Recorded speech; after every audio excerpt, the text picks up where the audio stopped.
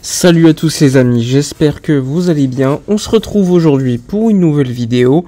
Alors comme vous le savez, je vous l'avais annoncé il y a déjà un peu plus d'une journée, un peu plus de 24 heures, le départ de Busquets qui a d'ailleurs été confirmé le lendemain, donc c'est-à-dire hier. Donc aucune surprise, le départ de Busquets probablement vers l'Arabie Saoudite. Là-bas il a deux offres, une de Al Nassr, le club de Cristiano Ronaldo, et Al Hilal, le club que voudrait donc signer Lionel Messi.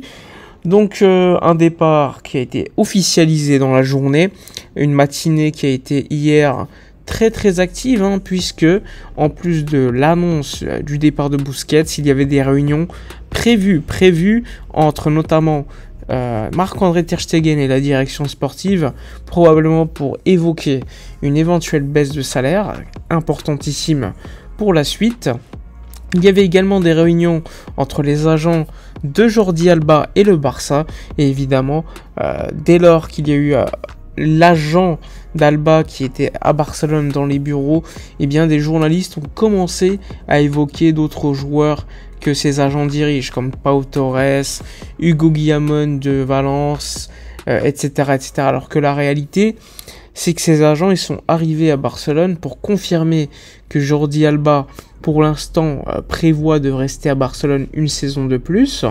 Néanmoins, le Barça, lui, veut baisser la masse salariale, et les salaires l'année prochaine de Jordi Alba seront de 36 millions d'euros bruts annuels, puisqu'il aura son salaire de base, plus 20 millions d'euros de salaire différé, ce qui est énorme.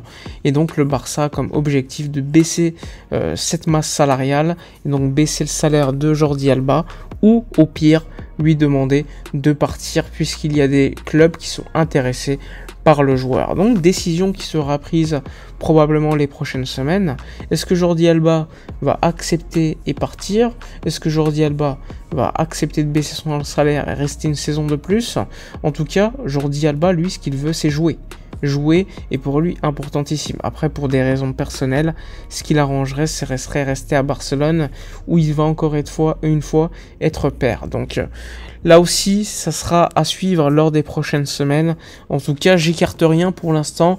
Au jour d'aujourd'hui, il n'y a pas encore une fois de décision définitive concernant le futur de Jordi Alba. Alors, beaucoup de messages hier concernant le départ de Sergio Busquets, Messi, Neymar, Modric. Enfin bref, pas mal de joueurs ont rendu hommage à Busquets. C'était largement mérité pour l'Espagnol. Donc, évidemment, départ de Busquets dit également arrivée d'un potentiel remplaçant sur le papier. Et là, évidemment, les noms ont commencé à sortir.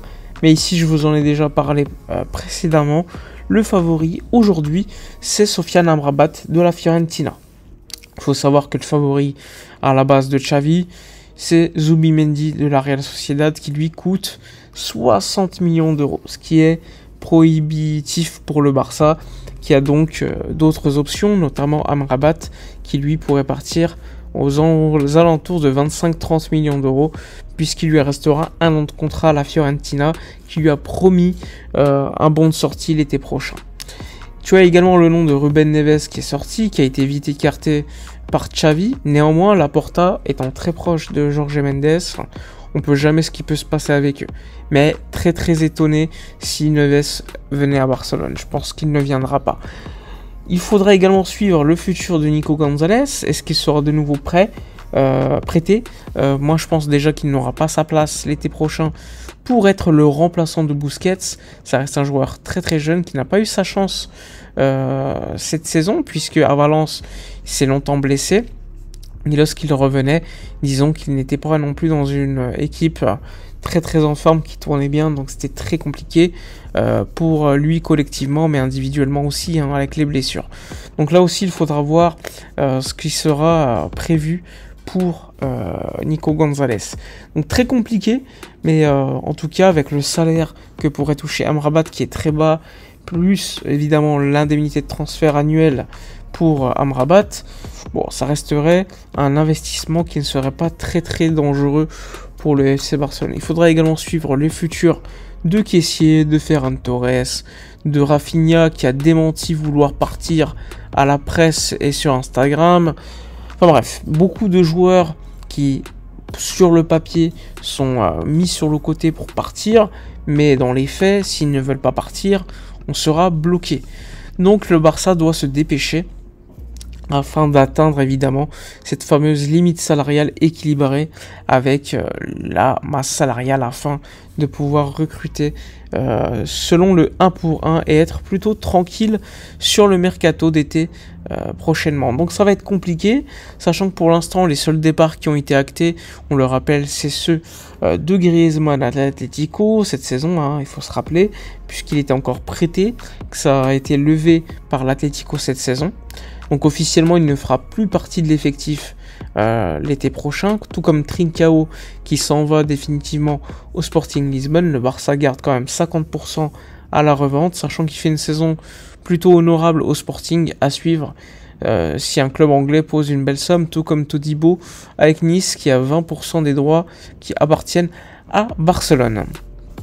Donc tout cela en tout cas c'est très intéressant pour le Barça qui pourra petit à petit avoir pourquoi pas une limite salariale équilibrée et pour pouvoir être actif sur le mercato de manière intelligente, eh bien il faudra avoir cela, sachant que le Barça, comme je le rappelle, Inigo Martinez, Gundogan, Messi, Amrabat et Victor Roque sont les pistes du FC Barcelone. Le poste de latéral droit a également fait beaucoup parler, sachant qu'il était privilégié Juan Foyth, mais avec la valeur de tous ces joueurs, ça va être très compliqué et probablement des sacrifices entre guillemets seront faits par la direction sportive. En tout cas, ça va être un été très intéressant, ça commence à bouger très activement dans les bureaux de Barcelone pour baisser les salaires de Jong, Ter Stegen, Jordi Alba et bien d'autres.